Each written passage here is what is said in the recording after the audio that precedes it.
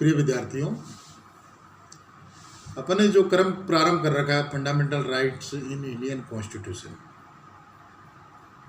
भारत के संविधान के भाग 3 में भारत के नागरिकों के लिए उल्लिखित मौलिक अधिकारों की विवेचना करने के लिए अपन लोग यहाँ पे बैठे हैं।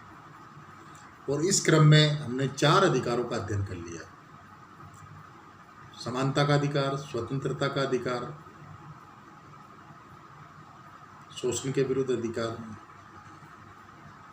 और धार्मिक स्वतंत्रता का अधिकार। ये 4 अधिकार हमने, पहला आर्टिकल 14 से 18, दूसरा 19 से 22, तीसरा 23-24 और चौथा 25 से 28, ये 4 अधिकार की बात हम लोग कर चुके हैं। आज 5वें अधिकार की बात करते हैं, जो कि काफ़ी महत्वपूर्ण अधिकार है। विद्यार्थियों, 5वां जो अधिकार है वो है शिक्षा और संस्कृति संबंधी अधिकार। ये देखिए, ये अधिकार वो अधिकार है जो भारत की खूबसूरती को बयान करेगा। इस अधिकार को थोड़ा सा स्क्रिप्ट में आपको बता देता हूँ, उसके बाद में इसके ऊपर डिस्कशन प्रारंभ करेंगे। हमारे संविधान के द्वारा भारत के सभी नागरिकों को संस्कृति और शिक्षा संबंधी स्वतंत्रता का अधिकार भी प्रदान किया गया है। अनुच्छेद के 19 के अनुसार नागरिकों के प्रत्येक वर्ग को अपनी भाषा, लिपि या संस्कृति सुरक्षित रखने का पूर्ण अधिकार प्राप्त है। यह भी कह दिया गया है कि किसी राजकीय या राजकीय सहायता से संचालित शिक्षण संस्था में प्रवेश के संबंध में मूल, वंश, जाति, धर्म या भाषा, इनमें से किसी भी आधार पर भेदभाव नहीं किया जाएगा। नेक्स्ट जो बात है आर्टिकल 30 के अंतर्गत जो बात आई है, 29 के अंतर्गत जो मैंने अभी बोला वो 30 वाली बात बोल देता हूँ। अनुच्छेद 30 के अनुसार धर्म या भाषा पर आधारित सभी अल्पसंख्यक वर्गों को अपनी रुचि की शैक्षणिक संस्थाओं की स्थापना तथा उनके प्रशासन का अधिकार होगा। यह भी व्यवस्था की गई है कि शिक्षण संस्थाओं को अनुदान देने में राज्य द्वारा इस आधार पर भेदभाव नहीं करेगा कि धर्म या भाषा पर आधारित किसी अल्पसंख्यक वर्ग के अधीन है। ये देखिए, शिक्षा व संस्कृति का अधिकार, आर्टिकल 29 और 30 ये व्यवस्था करते हैं।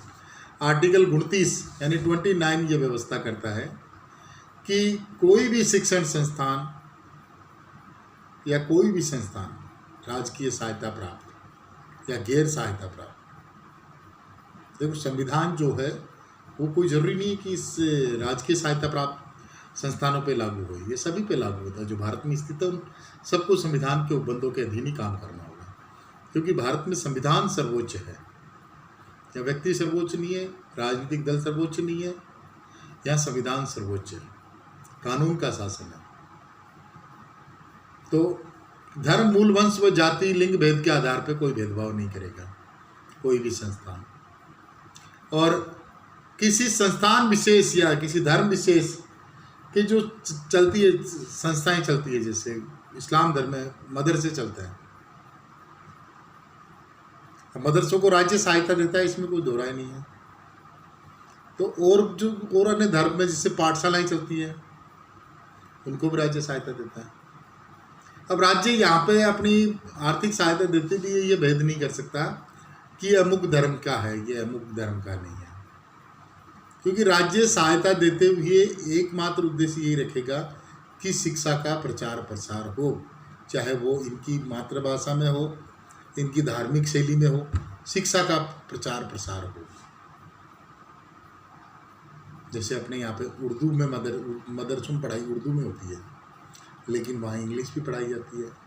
ये चीज़ें राज्य लगा सकता है कि भाई आज कंप्यूटर का ज़माना, आप बच्चों को कंप्यूटर भी पढ़ाइए, आप उर्दू का शरीयत ही मत पढ़ाइए, शरीयत भी पढ़ाइए, कुरान भी पढ़ाइए, कुरान के साथ साथ उसको विज्ञान भी पढ़ाइए, आप कंप्यूटर भी पढ़ाइए उसको। ये राज्य का बहुत ही प्रोग्रेसिव वर्क है। अगर इसका कोई संगठन या कोई धर्म विरोध करता है तो ये मानिए कि उसकी नीयत में खोट है। क्यों विरोध करता है भाई? ये जब सुनिश्चित है कि आगे बढ़ना है तो विज्ञान को अपनाना ही पड़ेगा। तो जब राज्य आपको नियोजित कर रहा है, राज्य आपको आर्थिक मदद कर रहा है, एक तरीके से मदद कर रहा है आपको आर्थिक रूप से कि भाई आप आगे बढ़िए। तो विज्ञान पढ़ने में क्या दिक्कत है आपको? विज्ञान पढ़िए, गणित पढ़िए, कंप्यूटर पढ़िए, फिर राज्य की मदद लीजिए। अब आप ये कहोगे कि हम विज्ञान नहीं पढ़ेंगे, कंप्यूटर नहीं पढ़ेंगे, हम तो सिर्फ कुरान पढ़ेंगे उर्दू में, फिर राज्य मदद करेगा, तो वो सही नहीं है। अब उत्तर प्रदेश की योगी आदित्यनाथ की जो सरकार है, पर्टिकुलर नाम में कुछ अच्छी बातों में किसी भी सरकार का या चीफ मिनिस्टर का या पार्टी का नाम लेने में मुझे कोई संकोच नहीं है। उन्होंने ये कहा कि मदरसों में कंप्यूटर शिक्षा अनिवार्य करेंगे या उनका आधुनिकीकरण करेंगे, तो कोई गलत नहीं है इसमें, होना चाहिए, स्वागत करना चाहिए इस चीज़ का, बिल्कुल वेलकम करना चाहिए। इस धर्म के लोगों को आगे आके वेलकम करना चाहिए। भाई बहुत अच्छी बात है, तो स्वागत योग्य कदम है। कंप्यूटर पढ़ा रहे हो भाई, सीधी सीधी बात है, बिल्कुल साइंटिफिक बात है ये। भाई आपका बच्चा कुरान पढ़ेगा, ठीक है, उसको ज्ञान हो गया, अच्छी बात है, शिक्षा मिल गई उसको, लेकिन उसके लिए रोटी का क्या प्रबंध हुआ? रोटी कमाने के लिए तो उसको बाहर आना पड़ेगा घर से। कुरान पढ़ के उसको शांति तो मिल जाएगी, बाइबिल पढ़ के उसको शांति मिल जाएगी, रामायण पढ़ के वो अध्यात्म में खो जाएगा, लेकिन पेट के लिए तो रोटी चाहिएगी उसको। रोटी के लिए उसको बाहर आना पड़ेगा, घर से बाजार में आना पड़ेगा, शहर के में आना पड़ेगा, शहर से बड़े शहर में जाना पड़ेगा। वहाँ उससे कहेंगे कि आप अंग्रेजी बोलो, आप कंप्यूटर चला के बताओ, तब वो कहेगा जी साहब मैंने तो कुरान पढ़ा है, मैंने तो बाइबिल पढ़ी है, मैंने तो रामायण पढ़ी है, मैंने तो गीता पढ़ी है। तो वो नियोक्ता उसको कहेगा कि ये आपकी रामायण बाइबिल गीता से मेरी कंपनी नहीं चलती महाराज, आप मुझे अंग्रेजी में बताइए, do you now about the computer. अगर वो कहेगा साहब मैं तो जानता ही नहीं कंप्यूटर, तब उसको वो नियोक्ता नियुक्ति नहीं देगा। उसको वो कहेगा कि आप जाइए, किसी मंदिर में जाइए, किसी चर्च में जाइए, किसी मस्जिद में जाइए, मेरे यहाँ पे आपके लायक कोई काम नहीं है। अब इनमें आएगा तो ये तो पहले से ही फुल चल रहे हैं, तब क्या करेगा वो? तो शिक्षा वो ना, वो जीविकोपार्जन बढ़ाए, जीविकोपार्जन की व्यवस्था करे। तो उसने अगर कुरान के साथ, बाइबिल के साथ, गीता के साथ कंप्यूटर पढ़ा होता, विज्ञान पढ़ी होती, अंग्रेजी पढ़ी होती, गणित पढ़ी होती, तो उसको रोजगार भी मिल गया होता और उसका ज्ञान भी बढ़ गया होता। अगर राज्य ऐसा प्रयास करता है तो वो प्रयास सदैव प्रशंसनीय माना जाएगा, चाहे वो योगी आदित्यनाथ जी करें, चाहे राजस्थान की सरकार करे, चाहे दिल्ली की सरकार करे, चाहे मध्य प्रदेश की सरकार, और भारत सरकार करे तो बहुत ही बढ़िया, समस्त राज्यों में लागू करे इसको, कि जो भी धार्मिक अल्पसंख्यकों की जो शिक्षण संस्थाएं हैं उनमें कंप्यूटर शिक्षा अनिवार्य है, विज्ञान की शिक्षा अनिवार्य है। विज्ञान और कंप्यूटर अगर आप पढ़ाओगे तो ही आपको ग्रांट रिलीज की जाएगी, अन्यथा नहीं की जाएगी। तो इस तरीके से प्यारे विद्यार्थियों, ये आपका हो गया 5वां अधिकार, शिक्षा व संस्कृति संबंधी अधिकार। अब 6वें अधिकार के ऊपर हल्का सा अपन दृष्टिपात करेंगे। 6वां अधिकार जो था आर्टिकल 31 में, 31 में, वो था संपत्ति का अधिकार। अब 44वें संशोधन के द्वारा इस अधिकार को हटा दिया गया, इस अधिकार को मूल अधिकारों की सूची से हटा दिया गया। अधिकार तो है ये, लेकिन आपका फंडामेंटल राइट नहीं है, मूल अधिकार नहीं है आपका संपत्ति। संपत्ति एक सीमा के बाद में आपको राज्य को कर देना पड़ेगा उस संपत्ति के। और देखो स्टेट का जो कॉन्सेप्ट है उसमें तमाम संपत्ति राज्य की ही है, क्योंकि राज्य सर्वे सर्वा है, राज्य से शक्तिशाली कोई नहीं है, चाहे वो पूंजीपति हो, चाहे वो नेता हो, कोई भी नहीं राज्य शक्ति, राज्य सबसे शक्तिशाली है। तो सारी संपत्तियां राज्य की है।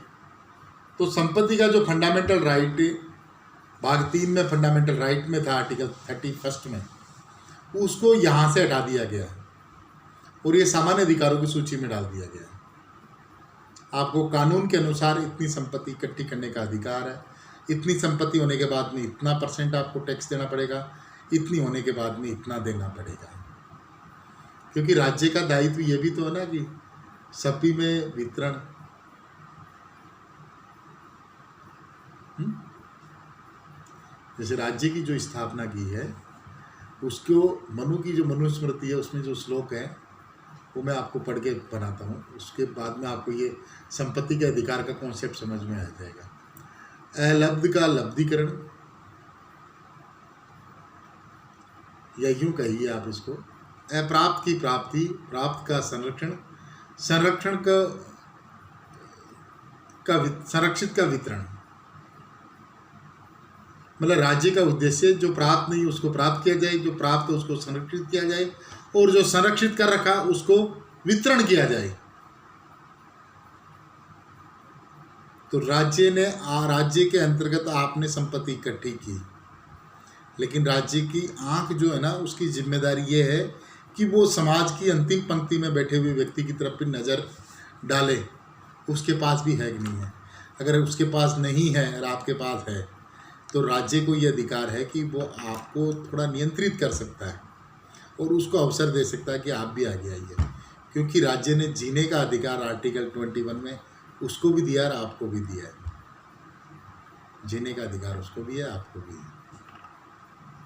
आप मतलब बड़े पूंजीपति होकर के कानून से ऊपर नहीं हो जाओगे, आपके ऊपर भी वही कानून लगेगा जो एक रिक्शा चलाने वाले, एक मजदूर की वो पराती उठाने वाले के ऊपर लगेगा। यही तो डेमोक्रेटिक कॉन्स्टिट्यूशन, इसे ही तो कहते हैं डेमोक्रेटिक कॉन्स्टिट्यूशन, जहाँ सिर्फ और सिर्फ विधि का शासन होता है, संविधान का शासन होता है, जहाँ संविधान सर्वोच्च होता है। तो प्यारे विद्यार्थियों, आर्टिकल 31 में जो राइट टू प्रॉपर्टी था उसको 44वें संशोधन से हटा के सामान्य अधिकारों की सूची में डाल दिया गया।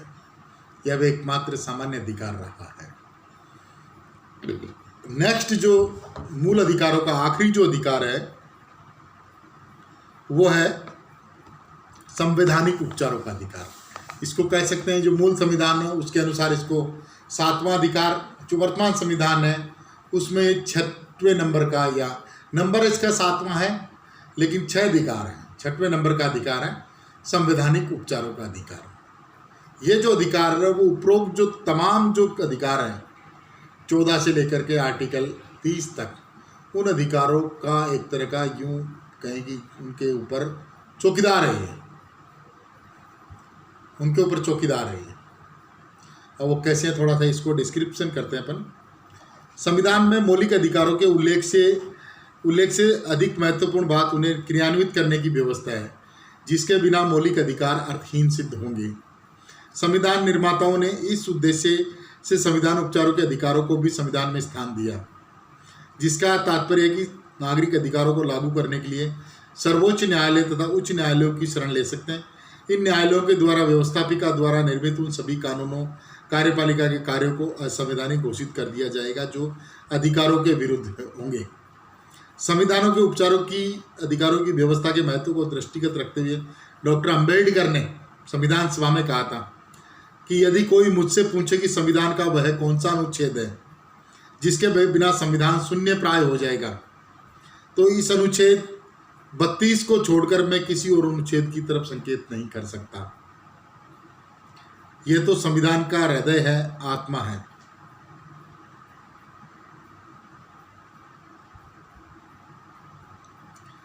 भूतपूर्व मुख्य न्यायाधीश गजेंद्र गडकर ने इसे भारतीय संविधान का सबसे प्रमुख लक्षण और संविधान द्वारा स्थापित प्रजातांत्रिक भवन की आधारशिला कहा है। अब ये जो संवैधानिक उपचारों का अधिकार है, ये मैंने आपको पहले ही बता चुका हूँ कि ये सबसे इम्पोर्टेंट अधिकार है। ये जो उपरोक्त जो 5 या 6 अधिकार संपत्ति को छोड़ के 5 अधिकार जो आपको देखे, उनकी गारंटी है। मतलब कई बार क्या है ऐसा हो, जैसे मान लीजिए आपको संविधान ने अधिकार दे दिए भाग 3 में, लेकिन कार्यपालिका और व्यवस्थापिका को फ्री छोड़ दिया गया कि आप कोई भी कानून बना सकते हो, तो आपके अधिकारों का कोई मोल नहीं रह जाएगा, तो जब मर्जी आपको लिमिट करती रहेगी। इसलिए ये अधिकार ये व्यवस्था देता है भारत के न्यायालयों को कि वो कोई भी कार्यपालिका मतलब सरकार, जिसमें प्रधानमंत्री आते हैं ऊपर, नीचे आते हैं मुख्यमंत्री, राष्ट्रपति आते हैं, नीचे आते हैं गवर्नर, या विधायिका, ऊपर संसद, नीचे राज्य विधानसभाएं, ऐसा कोई कानून या आदेश पारित करे जिससे कि नागरिक अधिकारों, मौलिक अधिकारों का उल्लंघन हो या बिना वजह नियंत्रित हो, कंट्रोल करें, इनको निलंबित करें, तो उस आदेश की न्यायिक की व्याख्या की जा सकती है, न्यायिक समीक्षा की जा सकती है, उस आदेश को अवैध घोषित किया जा सकता है। यह भारत का संविधान स्पष्ट व्यवस्था देता है। अब संवैधानिक उपचारों के अधिकार के अंतर्गत जो याचिकाएं हैं वो अपन इनकी बात कर लेते हैं। ये 5 तरह की याचिकाएं लगती है। पहली है बंदी प्रत्यक्षीकरण, परमादेश, प्रतिषेध, उत्प्रेषण और अधिकार परीक्षा। इनको अंग्रेजी में कहते हैं हैबियस कॉर्पस, मैंडोमस, प्रोहिबिशन, सर्टेर और क्यो वारंट। ये अधिकार परीक्षा है। मतलब आप नागरिक हो, इसलिए आपको जैसे कि मान लीजिए बंद कर दिया सरकार ने, पुलिस ने बंद कर दिया, तो बंदी प्रत्यक्षीकरण की याचिका लगाई न्यायालय अपने आप पूछेगा कि बताइए आपने क्यों बंद किया, बताइए क्या कारण है इसका। ऐसे तो पुलिस किसी को उठा के बंद कर देगी, नहीं कर सकती पुलिस। उसको बताना पड़ता है कोर्ट को कि साहब इसने ये क्राइम किया, इस क्राइम की एवज में हमने इसको गिरफ्तार किया।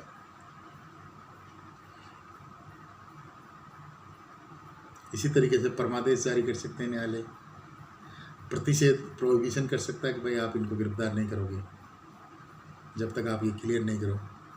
उत्प्रेषण कर सकते हैं और अधिकार परीक्षा वारंट दे सकते हैं। अब इस प्रकार से ये अपना फंडामेंटल राइट्स वाला चैप्टर लगभग ख़त्म हो गया। अब नेक्स्ट चैप्टर के ऊपर अपन नेक्स्ट क्लास में बात करेंगे। प्यारे विद्यार्थियों, थैंक्स फॉर योर कोऑपरेशन। और मुझे यकीन है पूरा कि आप मेरे वीडियो ज़रूर देखते होंगे। ये कोविड-19 की जो महामारी है, इसकी वजह से ये वीडियो बनाने पड़ रहे हैं। अन्यथा जो इंटरेस्ट क्लास में बच्चों के सामने आता है, जो एक्सप्रेशन जो होते हैं, वो उसका कोई कंपैरिजन नहीं है। लेकिन समय ऐसा ही है, परिस्थितियों को देखते हुए इसके अलावा अपने पास कोई विकल्प नहीं है। तो मेरा आपसे सादर ये अनुरोध है कि आप इन वीडियोस को देखिए और लाभ उठाइए। मैं ये नहीं कहता कि आप लाइक कीजिए, सब्सक्राइब कीजिए, इनसे कोई फ़र्क नहीं पड़ता, मेरे लाइक मत करिए आप, लेकिन आप देखिए संविधान के जो कॉन्सेप्ट हैं उनको समझिए और अपना अध्यापन कार्य में परिमार्जन कीजिए। Thank you very much.